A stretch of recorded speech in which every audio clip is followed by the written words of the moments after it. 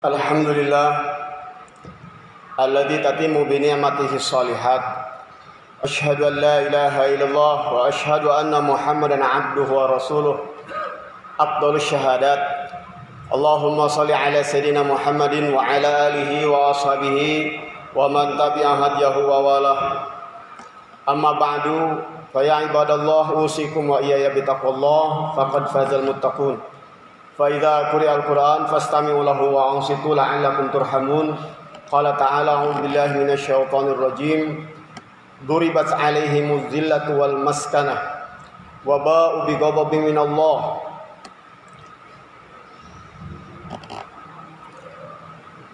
الآية فقال تعالى أعوذ بالله من الشيطان الرجيم وما أرسلناك إلا رحمة للعالمين.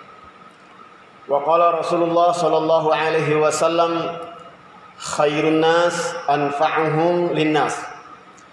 Shadaqallah wa sadaqa rasuluh wa nahnu ala dzalika minasyahidin. Amma ba'du, jamaah yang dimuliakan Allah Subhanahu wa taala, hamba-hamba Allah yang senantiasa bersimpuh di hadapannya, wabil khusus jamaah Jumat, di mana kita pada hari ini perlu bersyukur kepada Allah Subhanahu wa taala atas kesempatan dan keimanan yang senantiasa Allah limpahkan pada kita, sehingga insya Allah dengan anugerah ini kita akan menjadi orang-orang yang dimuliakan Allah Subhanahu wa taala di dunia ini dan di akhirat kelak. Salawat dan salam semoga senantiasa tercurah kepada Rasulullah SAW dan para sahabat dan seluruh para ulama yang telah memberikan keteladanan kepada kita bagaimana menjalani hidup di dunia agar tidak tertimpa kehinaan, tidak tertimpa azab dan kebencian dari Allah Subhanahu wa taala.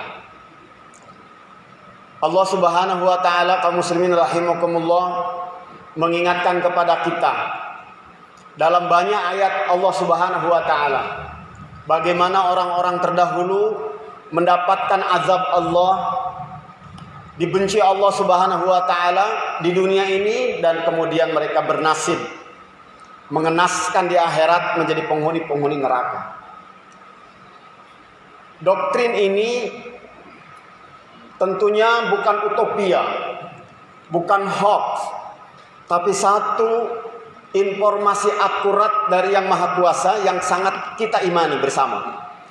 Dan kita berusaha untuk terus menanamkan keimanan ini pada diri kita, keluarga kita, bahkan anak turunan kita. Allah Subhanahu wa taala mengingatkan salah satunya di antara banyak ayat Allah, bagaimana cara kita agar di dunia ini kita mulia, mendapatkan kebahagiaan dan tidak disiksa, tidak diazab, tidak dibenci Allah, dan di akhirat kita bisa menikmati kemuliaan surga Allah Subhanahu wa taala. Salah satunya Allah berfirman dalam salah satu ayat, wa dzuribat alaihimuz zillatu aynama suqifu illa bihablin minallahi wa hablin minan nas. Mereka ditimpa kehinaan di muka bumi ini. Dalam lanjutan ayatnya, wa ba'u bighadabin minallah. Mereka mendapatkan kemarahan dari Allah Subhanahu wa taala. Wa duribat alaihimul maskanah, bahkan mereka ditimpa dengan berbagai bentuk masalah kemiskinan dan kehinaan lainnya. Allah mengingatkan, dzalika bima asaw wa kanu ya'tadun. Kehinaan-kehinaan di dunia ini bahkan nanti kemudian mendapatkan marahnya Allah sampai akhirat kelak. Bima asaw wa kanu ya'tadun, karena kemaksiatan yang mereka lakukan. Wa kanu ya'tadun, dan karena mereka melampaui batas-batas yang telah diaturkan untuk mereka. Kaum muslimin rahimakumullah, alhamdulillah Islam hadir untuk membawa manusia dari jurang kemaksiatan menuju ketaatan, dari lembah kezaliman di mana antar mereka saling melakukan penganiayaan demi kepentingan pribadi masing-masing. bagaikan hutan rimba, ada binatang memangsa binatang yang lain. Allah Subhanahu wa taala sampai mengabarkan di ujung ayatnya bahwa mereka itu hingga pada tingkat wayaqtulunan nabiyyi nabi ghairi haq. Mereka itu membunuh para nabi tanpa hak. Para nabi yang mengajak mereka kepada kebaikan, para nabi yang menuntun mereka dengan penuh cinta menuju kemuliaan, justru dianggap sebagai musuh yang menghalangi kenikmatan dan kebahagiaan mereka. Kaum muslimin rahimakumullah. Dan ini sudah Allah Subhanahu wa taala pertontonkan kepada umat manusia sepanjang zaman. Dan diakui oleh seluruh umat manusia karena Allah Subhanahu wa taala menyisakan tanda-tandanya. Sejarah umatnya Nabi Lut, ada banyak peninggalan yang para ahli sejarah mengakui keberadaan dan peristiwa dihancurkannya umat Nabi Lut. Umatnya Nabi Nuh yang diberi banjir bandang, juga demikian fakta sejarahnya ada.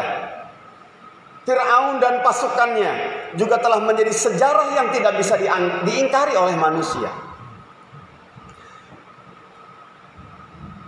Supaya manusia mengambil pelajaran bagaimana umat-umat terdahulu dihancurkan oleh Allah Subhanahu wa taala dengan perilaku-perilaku yang tadi disebutkan dalam ayatnya. Kaum muslimin rahimakumullah. Sunnatullahil ladzi qad khalat min qablikum. Inilah sunnatullah yang telah berjalan pada umat-umat sebelum kalian. Bila apa yang dilakukan umat sebelum kalian terjadi pada kalian, maka seperti itulah pula yang akan terjadi pada kalian. Kaum muslimin rahimakumullah. Di sisi lain Allah Subhanahu wa taala pun telah menampilkan profil satu umat yang telah melakukan revolusi, yang telah melakukan reformasi, yang telah melakukan islah dan perbaikan hidup mereka. Yang terdekat pada kita, yang diminta oleh Allah untuk kita jadikan keteladanan adalah Rasulullah SAW dan para sahabatnya. Yang dimana Allah mengatakan umat yang didatangi oleh Rasulullah itu fi dhalalim mubin, dalam kesesatan yang nyata. Lalu berjalanlah apa yang dilakukan oleh Rasulullah SAW dan para sahabatnya hingga mereka mendapatkan pujian dari Allah, kuntum khaira ummah, kalian telah menjadi umat yang terbaik. Yang bahasa Al-Qur'an, nukhrijuhum minaz zulumati ilan nur. Rasul ini mengeluarkan manusia dari kegelapan menuju cahaya. Kaum muslimin rahimakumullah. Dan itu alhamdulillah terjadi juga pada bumi Nusantara ini. Kalau dulu ada Rasulullah SAW dan para sahabatnya membawa cahaya terang untuk negeri Hijaz, Mekah, Madinah, maka para pewaris Rasulullah SAW yang datang ke negeri Nusantara ini pun telah melakukan hal yang sama. Dan hal yang dilakukan oleh para ulama, para pewaris ajaran Islam ini tersimpulkan dalam kalimat yang diinginkan oleh Allah Subhanahu wa taala. Allah mengatakan illa bihabbin minallah wa hablin minan nas. Perbaikan itu akan muncul dan akan hadir, kehinaan itu akan hilang, kemiskinan itu akan sirna, kezaliman itu akan nyingkir apabila ada perbaikan hubungan antar manusia dengan Allah dan antar manusia sesama manusia. Kaum muslimin rahimakumullah. Negeri yang sudah dijajah oleh penzalim-penzalim negeri ini ratusan tahun itu berhasil ditata ulang oleh para ulama kita, sehingga mereka mau bersatu padu dan punya semangat untuk mengusir penjajah Belanda dari negeri Nusantara ini. pelan tapi pasti kezaliman itu tersingkirkan. Sehingga para ulama kita bersiap untuk menyatakan kemerdekaan negeri ini. Tetapi dengan satu momentum yang tidak bisa dilupakan, yaitu bahwa anak negeri di Nusantara ini menyatakan bersatu. Ada hablum minallah yang dibangun dan ada hablum minannas yang ditata. Kaum muslimin rahimakumullah, hal ini disadari betul oleh para ulama kita. Sehingga pada saat para ulama kita memerdekakan dan menyatakan kemerdekaan negeri ini, mereka bersepakat negeri yang akan dibangun nanti menjadi sebuah mega bangunan yang mensejahterakan masyarakat penduduknya, yang mempunyai kemuliaan di tengah peradaban dunia. Mereka sadar bahwa bangunan ini harus punya pondasi yang kuat, agar apabila nanti diwariskan, mau diperbaiki cukup atap-atapnya saja, cukup dinding-dindingnya, cukup jendela-jendelanya, cukup tata ruang kamarnya. Adapun pondasinya tidak perlu dirubah-rubah. Maka mereka mencari pondasi yang paling kuat. Dan pondasi yang paling kuat itu ternyata dicetuskan oleh para ulama kita. Dari mana? Dari ayat Quran, bahwa peradaban manusia yang bisa menghilangkan kezaliman, yang bisa menghilangkan kehinaan, yang bisa menghadirkan kemuliaan dan menjauhkan manusia dari marahnya Tuhan pencipta alam adalah hablum minallah wa hablum minannas. Hablum minallahnya mereka cetuskan dan tempatkan menjadi sebuah sila pertama dan yang paling utama. Ketuhanan yang berdasarkan syariat Islam, yang ketuhanan yang Maha Esa dengan kewajiban melaksanakan syariat Islam bagi pemeluk-peluknya. Ketuhanan dengan kewajiban menjalankan syariat Islam bagi pemeluk-pemeluknya. Ini adalah hablum minallah. Lalu mereka juga sangat hal yang paling penting yang perlu diuraikan. Hablum minannas itu kayak gimana bentuknya? Manusia yang hidup di negeri ini harus menjadi manusia-manusia yang adil dan beradab, apapun agamanya. Manusia yang berada di negeri ini bineka tunggal ika, harus mau bersatu dalam keberbedaan. Baik berbeda bahasa, berbeda suku, berbeda kebiasaan, berbeda keyakinan, berbeda ideologi, harus mau bersatu. Dan yang keempat adalah bahwa kalau sudah bersatu, pasti kita punya banyak kepentingan-kepentingan dalam memelihara persatuan ini. Dalam mengelola negara pasti kita akan banyak berdiskusi. Maka diskusi untuk memutuskan peraturan bersama dan kepentingan-kepentingan bersama harus dilakukan dalam bentuk permusyawarah. Kalau yang tiga ini terwujud dan yang satunya ada, maka insya Allah keadilan sosial bagi seluruh rakyat Indonesia akan tercapai. Kaum muslimin rahimakumullah, inilah fondasi yang membangun negeri ini, Pancasila. Kalau kita tarik pada Al-Quran, dia ada pada firman Allah Subhanahu wa Ta'ala yang tadi saya bacakan. Negeri ini akan hilang dari kemiskinan, negeri ini akan keluar dari kemiskinan, negeri ini akan keluar dari kezaliman bila kita memelihara 5 hal tadi. Namun alhamdulillah kaum muslimin rahimakumullah, para ulama karena menginginkan negeri ini segera bersatu dan segera jaya, mereka menyadari ada saudara-saudaranya yang mengusulkan, mohon sila pertamanya jangan ada kalimat kewajiban menjalankan syariat Islam bagi pemeluknya. Karena para ulama kita sangat bijak, persatuan di atas segala-galanya. Hablum minallah penting, hablum minannas harus dipelihara.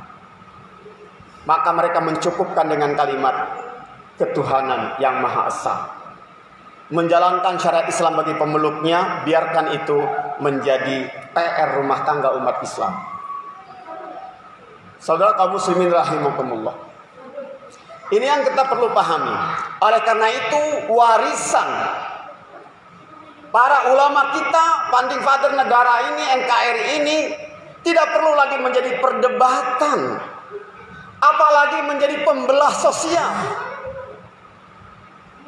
Anda ingin Quran, saya ingin Pancasila. Berarti kita memang tidak sama. Kalau Anda ingin Pancasila, Anda harus berani meninggalkan Quran. Ini adalah pemaksaan, intoleransi. Yang sesungguhnya saat seperti itu kita sedang menolak Pancasila itu sendiri. Kaum muslimin rahimakumullah, oleh karena itu umat Islam tidak perlu ragu untuk menyatakan bahwa warisan para ulama kita yang menjadikan Pancasila sebagai dasar dalam kita bernegara dan berbangsa, bermasyarakat, dalam bahkan berkehidupan di tingkat internasional, tidak ada yang harus dipertentangkan. Karena hakikatnya dasar negara kita itu telah mengakomodir apa yang diinginkan oleh Allah. Yang harus kita lakukan, yang harus kita musyawarahkan, yang harus terus kita introspeksi, yang harus kita koreksi, sejauh mana person-person kita mengamalkan nilai-nilai dari sila-sila tersebut. Dan saat seseorang mengamalkan seluruh ayat-ayat Quran dengan benar, sesuai dengan tuntunan para ulama, maka sesungguhnya dia telah mengamalkan 5 sila itu. Kaum muslimin rahimakumullah, mari kita mulai dari diri kita, keluarga kita. Tidak perlu menuduh orang lain, tidak perlu mencap orang lain, apalagi menyingkirkan orang lain dari negeri ini. Anda bukan NKRI, silahkan keluar dari sini. Masya Allah. Lebih mengenaskan lagi kalau orang sudah bersyahadat, lalu kemudian kita mencap kafir orang itu, mencap musyrik orang itu tanpa dalil, dan bahkan kalaupun ada dalilnya, kita tidak diperkenankan untuk melakukan itu. Kaum muslimin rahimakumullah, mari kita hidupkan betul-betul apa yang diinginkan oleh Allah Subhanahu wa taala. Antar kita yang berbeda agama dengan orang lain, Allah memberikan konsep lakum dinukum waliyadin, la ikraha fid din. Tidak ada paksaan dalam beragama. Kalian silahkan beribadah seperti agama yang kalian ikuti. Jangan obok-obok bagaimana kami cara beribadah, bagaimana kami cara berakidah. Mari kita duduk bersamping. Mari kita berjalan bersama membangun tempat negeri yang Allah sudah takdirkan kita lahir dan hidup di sini. Ini adalah amanat Allah Subhanahu wa taala untuk kita menjaga negeri ini. Kita yang di internal umat yang sama-sama muslim, Rasulullah Shallallahu alaihi wasallam telah memberikan patokan pada kita. Apabila seorang mujtahid berijtihad untuk mencari yang paling benar, mencari dalil yang paling kuat dalam beragama, dalam berkeyakinan, dalam beribadah, lalu ijtihadnya benar, dia dapat pahala 2. Bila ijtihadnya salah, dia dapat pahala 1. Artinya kita mau ikut madhab Syafi'i, mau ikut Ahmad Hambali dan lain sebagainya, nggak perlu kita saling mencap, membid'ahkan, apalagi mengkafirkan, selama kita mengikuti dalil-dalil yang dibuat oleh para ulama. Mungkin di hadapan kita itu dalilnya lemah, tetapi dia mungkin punya dalil yang lebih pandangan dia punya sudut pandang bahwa itu dalil itu kuat dan bisa ditanggungjawabkan di hadapan Allah. Inilah tasamuh yang diinginkan dalam Islam. Kaum muslimin yang dimuliakan Allah Subhanahu wa taala. Mudah-mudahan Allah Subhanahu wa taala senantiasa membimbing kita untuk terus memperbaiki diri dan keluarga sekitar kita, untuk bisa mengikuti apa yang sudah kita tahu dalam rangka menjaga hubungan baik kita dengan Allah terus terjaga, dan hubungan baik kita dengan sesama manusia juga terjaga. Inilah jalan menuju surga di dunia ini dan surga di akhirat kelak. Aku lupa hadza wa astaghfirullah li wa lakum fastaghfiruh innahu huwal ghafurur rahim.